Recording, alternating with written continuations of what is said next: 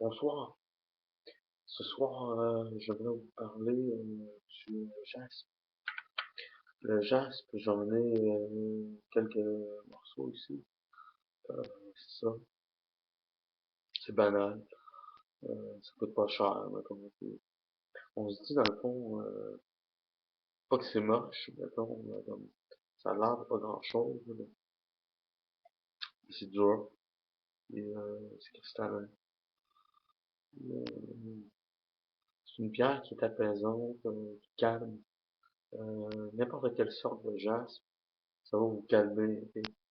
Si vous êtes un paquet de nerfs, comme moi, ok, par moment, ok, j'ai besoin de jazz pour me centrer, mettons, pour, comment je pourrais dire, pour relaxer, mettons, sinon, il y a la bougeotte, puis faut que je marche.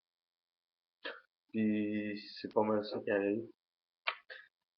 Ici, j'ai le jaspe jaune.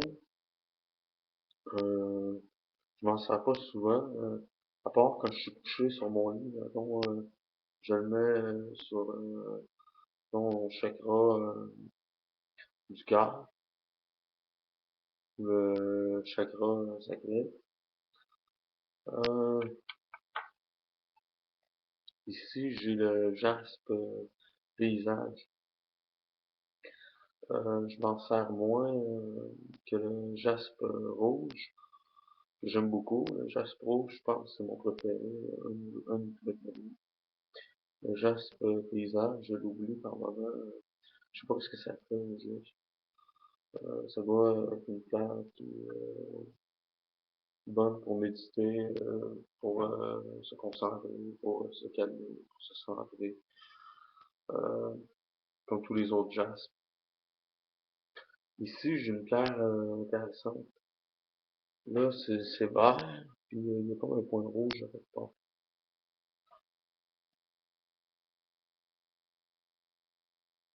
Bordel, attendez une minute.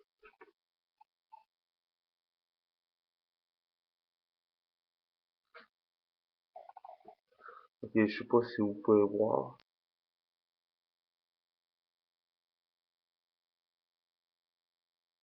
En tout cas, il y a comme un petit point rouge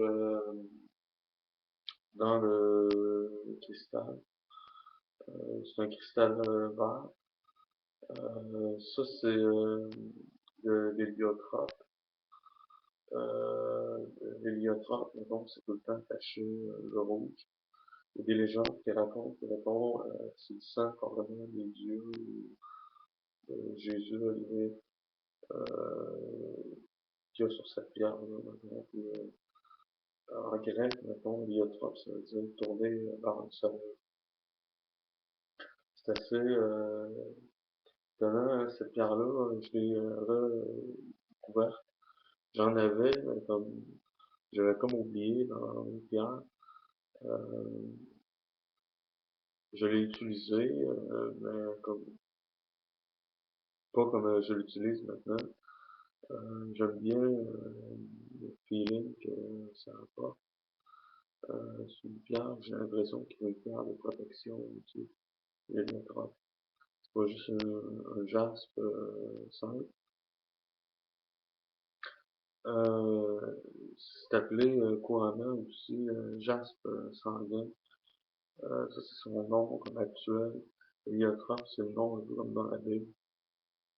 Un peu comme, mettons, si on prend la sardoine, c'est de la sardoine ici, qui s'appelait le sardius avant. Ça, c'en est du sardius. Puis, c'est ça que j'avais à dire sur le jaspe. C'est une pierre intéressante. C'est une pierre qui coûte pas cher. À peu près n'importe qui peut s'en procurer. En amulette, ça doit être intéressant. Bon. Euh, et si j'avais à vous conseiller un jaspe en particulier, ah oui, le jaspe d'Allemagne, je ne l'ai pas montré. Oui, ça ressemble à un autre oiseau, tout à fait.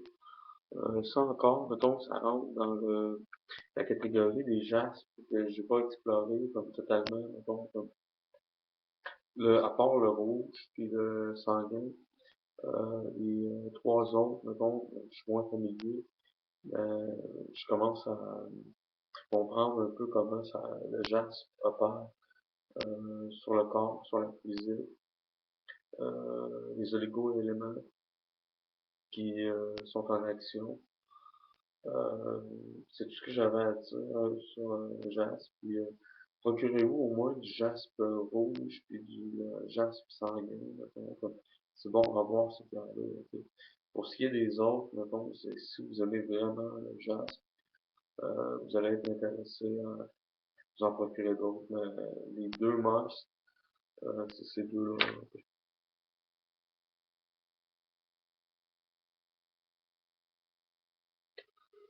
C'est tout ce que j'avais à dire. Merci.